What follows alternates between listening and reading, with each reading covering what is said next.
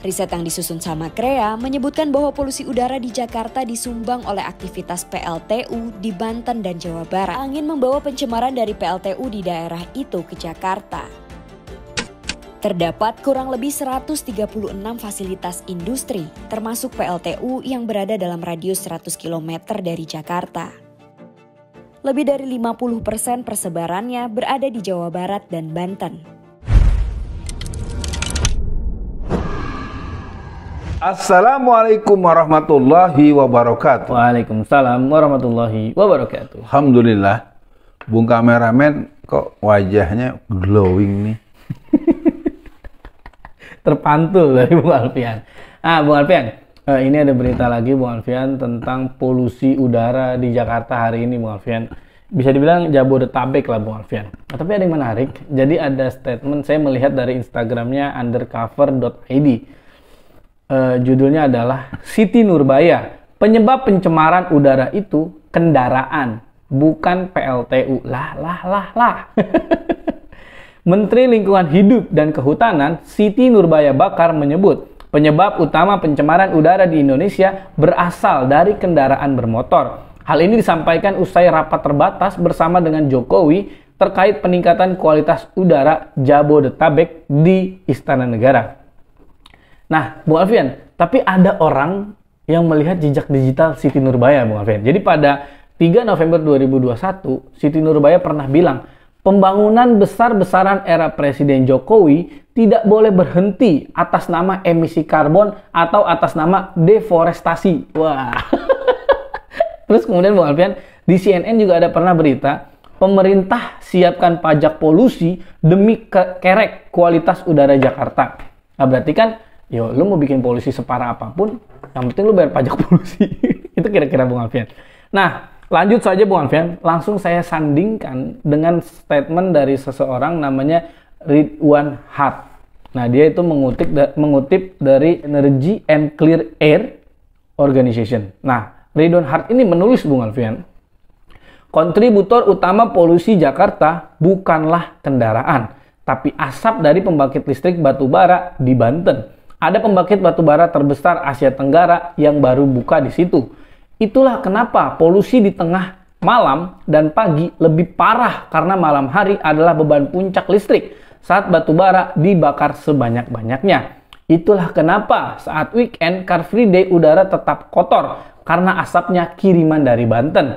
Itulah kenapa Tangsel lebih tercemar udaranya daripada Jakarta dan Bekasi karena Tangsel lebih dekat lagi ke Serang. Dan di Serang sana pasti udaranya lebih hancur lagi. Mobil listrik bukan solusi polusi. Karena listrik di Indonesia masih bergantung batu bara. Malah lebih parah lagi polusinya. Bagaimana respon awalnya Bung Alfian? Bicara polusi macam-macam. Catat dulu Bung Kamerman, ada 5 polusi. 1 polusi otak, polusi konstitusi, polusi hati, polusi kasih sayang, dan polusi kebijakan. Jadi udah kebanyakan polusi. Nah, akibatnya asap yang begitu banyak yang dengan tuduhan atau dengan tudingan atau dengan fakta atau dengan apa yang katanya ada pabrik-pabrik yang banyak di Banten itu kan ada yang ngasih izin, ada yang memperbolehkan, dan ada yang berikrar tahun 2021 nggak boleh berhenti produksi itu. Itu artinya ya Anda yang memang punya polusi hati nurani, polusi kebijakan yang sebodoh amat rakyat nih mau kena ISPA ya, mau kena apa tuh sebodoh amat, mau pada nyesek dadanya, mau pada pusing, mau matanya merah, mau mengalami komplikasi sebodoh amat. Yang penting negara tidak boleh kalah, kan begitu kalimat-kalimat begitu terus.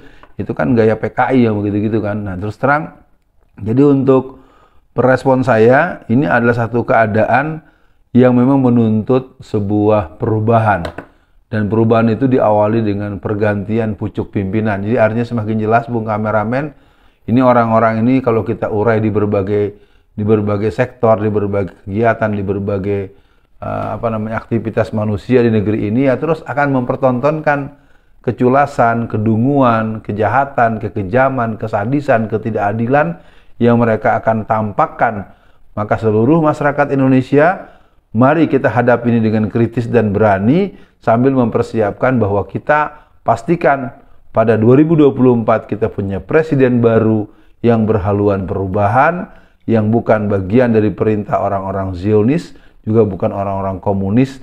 Dia orang-orang yang Pancasilais dan mendapatkan hidayah dari Allah Subhanahu wa Ta'ala. Ya, Bung Alfian. Memang kalau kita simak, Bung Alfian, jadi kan menteri ini seolah-olah atau terlihat membela diri, Bung Alfian, bahwa polusi itu bukan karena PLTU batubara itu, Bung Alfian, tapi karena kendaraan. Nah, oke lah, anggaplah kendaraan juga jadi penyebab polusi. Tapi kenapa baru-baru ini, Bung Alfian? Yeah. Kalau kendaraan dari kemarin-kemarin dong, kita udah ngerasain. Tapi kan ini baru berdampak parah. Nah, jadi kalau Bung Alfian lihat gambarnya, Bung Alfian, polusinya itu merahnya sampai menjelang hitam itu dari Banten, Bung Alfian, dan pudar menjelang sampai Jakarta dan arah Purwakarta gitu. Nah, jadi Bung Alfian, kalau menurut saya harusnya pemerintah itu mikirnya gini. Oke, kalau kendaraan bikin polusi, apa solusinya buat kendaraan? Nah, tapi bisa dong dilihat penyebab yang lebih parahnya lagi, Bung Alfian. Saya malah melihat nyerang pengguna kendaraan untuk malah ingin diberlakukan 4-in-1, Bung Alfian. Dulu ada 3-in-1 kan, Bung Alfian. Itu aja udah banyak joki kan. Sekarang mau ada 4-in-1. Ini nggak jelas lagi nih, Bung Alfian. Untuk melawan, jadi itu solusi dari PJ Jakarta, Gubernur Jakarta, untuk mengatur kendaraan di Jakarta. Nah, solusinya apa buat PLTU listrik, Bung Alfian? Sedangkan bos-bos sepeda motor listrik sekarang jadi penguasa. Gimana, Bung Alfian? Ya, sekalian aja 10-in-1 ya. Ya, 10 untuk 1 lah. Atau apa 1000 untuk 1. Jadi yang jelas saya ingin mengajak para masyarakat semua, mari kita tetap punya kesadaran bahwa negeri ini memang semakin hancur-hancuran. Dan untuk itu mari kita punya keberanian untuk menyatakan pemihakan kepada recovery Indonesia tanpa penjajah. Kita tidak butuh penjajah, baik penjajah dengan Zionisnya, penjajah dengan komunisnya. Kita butuh swasembada, kita butuh swakarya, kita butuh bentuk-bentuk kemandirian yang tentu itu membutuhkan penanganan tersendiri. Dan urusan yang berhubungan dengan polusi udara ini kita minta kepada semua pihak jangan membiarkan, karena ini menyangkut hajat hidup orang banyak dan menyangkut kesehatan dan mungkin juga gangguan nyawa, dalam artian bisa menimbulkan kematian atau mengalami komplikasi yang membahayakan. Walaupun dia masih hidup tapi banyak mengalami kerusakan fungsi-fungsi faal tubuhnya. Dari saya mungkin perlu dikatakan bahwa kalau ada masalah itu pemerintah harus diselesaikan dan kemudian kita bisa sedikit pegang rumusan seperti pegadaian, menyelesaikan masalah tanpa masalah. Sehingga akhirnya jangan Anda melihat seolah-olah Anda memberikan tanggapan atau recovery, tetapi Anda selalu menambahkan masalah baru. Ya, Bung Alfian, kalau Bung Alfian pakai slogannya pegadaian, saya setuju, Bung Alfian, menyelesaikan masalah tanpa masalah. Tapi kalau pegadaian yang pakai slogan itu, sebenarnya salah, karena pegadaian bikin masalah baru juga, Bung Alfian. Nah, Bung Alfian, kembali ke kasus polusi udara ini, Bung Alfian. Untuk akhir sesi kali ini, Bung Alfian. Kenapa ya, Bung Alfian? Pemerintah seolah lebih rela mengorbankan rakyatnya, menyalahkan rakyatnya dengan nyalahin kendaraan bermotor lah. Kan bisa dibilang ya lebih banyak orang pakai motor, angkutan umum yang bermotor lah kira-kira gitu, Bung Alfian. Nah, kenapa mereka lebih tega itu, Bung Alfian? Nah, kalau misalkan ada informasi, ada PLTU loh yang bikin bikin polusi kita lebih hancur, cek dong ke sana. Atau lihat dong ke sana. Atau pakai tenaga ahli yang netral atau independen dong ke sana. Kenapa ini seolah-olah ditutupi dan ya udahlah lebih enak nyalahin rakyat. Dan untuk akhir sesi kali ini, Bung Alfian, apa ya pesan Bung Alfian lah supaya atau semangat Bung Alfian untuk masyarakat, karena sekarang banyak, Bung Alfian, anak kecil yang banyak sakit gara-gara udara yang buruk ini. Silakan, Bung Alfian. Yang pertama, kita mempertegas agar para masyarakat Indonesia secara umum dan para pemimpin yang sedang bertugas takutlah kepada Allah Subhanahu wa Ta'ala. Jangan Anda memandang remeh. Seorang pemimpin itu akan dimintakan kulukum ra'in wa kulukum mas'ulun an ra'iyatihi. Setiap kamu adalah pemimpin dan setiap pemimpin akan dimintakan pertanggungjawabannya. Yang kedua, pemimpin itu adalah orang yang sayang pada rakyatnya. Rakyat sayang pada yang dipimpinnya. Jangan Anda menjadi seorang pemimpin tapi seperti penggarong, seperti Komandan Romusa, Komandan Rodi yang pernah bermain pada masa penjajahan Belanda dan penjajahan penjajahan Jepang.